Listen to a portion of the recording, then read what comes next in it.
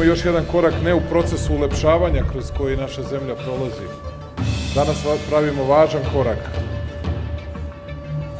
da deo naše zemlje, koji je bio znak zaostalosti i nemara, promenimo. Ona je već danas preplavljena dizalicama i radnicima koji rade 24 sata bez odmora.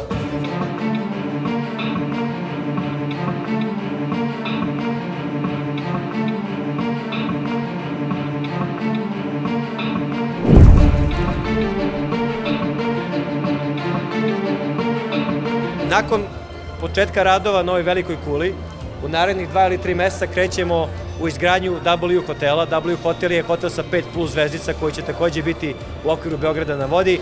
Krećemo sa izgradnjom još 2 stambene kule na mestu gde je ona rampa, odnosno dizalica žita Železnica Srbije, i krećemo u izgradnju tržnog centra.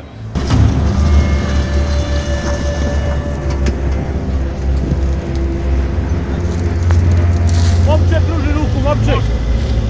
Zađi malo, zađi malo!